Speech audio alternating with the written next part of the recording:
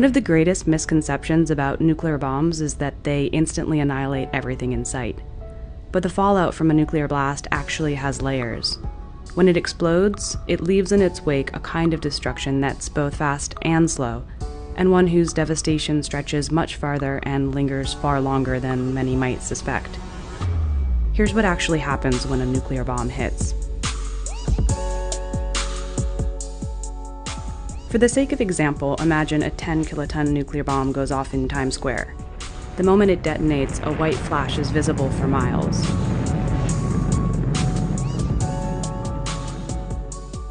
The light is so bright that, for a moment, people as far away as Queens and Newark can't see. At the same time, scorching heat radiates outward from the explosion site, followed by a massive fireball. The core of the fireball is tens of millions of degrees, as hot as the center of the sun. There are few survivors within a half-mile radius of the blast. Buildings and vegetation in that same range ignite or char. The bomb disrupts gas lines, burns structures and power lines, and knocks out communication towers and cell phones within about 1.6 miles. Flying glass and debris are immediate danger, so stay where you are until you're sure it's safe to move.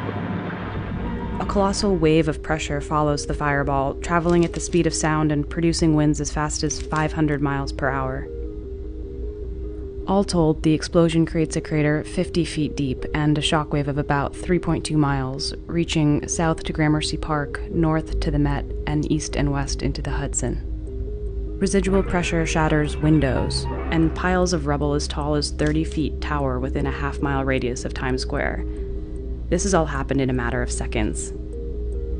Meanwhile, in the days and hours after the initial explosion, a plume of fallout travels in a single direction away from the blast site. The plume could, for example, settle up the eastern seaboard, leaving radioactive dust on everything in its path. The most radioactive region of the plume could reach about 20 miles to New Rochelle. A much larger but less radioactive region of the plume, known as the hot zone, could extend about 60 miles north to Monroe, Connecticut. Now large amounts of pulverized debris and molten earth are pulled up into the mushroom cloud. The radioactive atoms produced in the explosion join with the particles of earth and debris. The mushroom-shaped cloud forms and climbs higher. The first pulse of radiation wreaks biological warfare at the molecular level of everyone outside or in weakly insulated buildings, altering the structure of key cellular machinery and injuring DNA, so that within minutes, people begin to feel nauseous and dizzy and begin to experience headaches and vomiting. Then, anywhere from several days and 2 weeks, symptoms of those exposed to radiation worsen.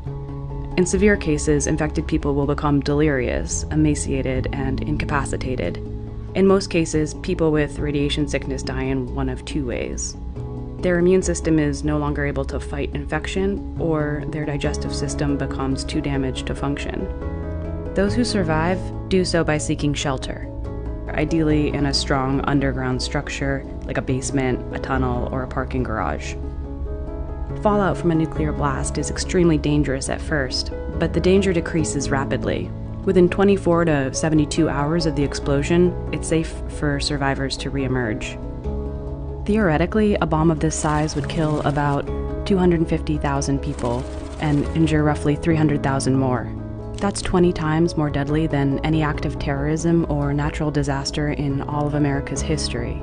And if in this hypothetical scenario, the bomb had been dropped from the sky instead of detonated on the ground, the number of fatalities would have soared. For context, consider this. This hypothetical scenario is a small-scale example. A larger nuke, like the 300 kiloton warheads that countries like, say, China or Russia possess, would kill at least 1.2 million and injure an additional 2 million more. All these factors must be considered as we plan for the survival of our homes, our families, and our nation in the nuclear age. Malachi 4. For behold, the day cometh that shall burn as an oven, and all the proud, yea, and all that do wickedly, shall be stubble. And the day that cometh shall burn them up, saith the Lord of hosts, that it shall leave them neither root nor branch.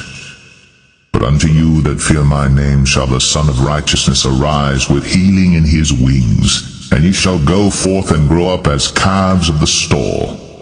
And ye shall tread down the wicked, for they shall be ashes under the soles of your feet in the day that I shall do this, saith the Lord of hosts.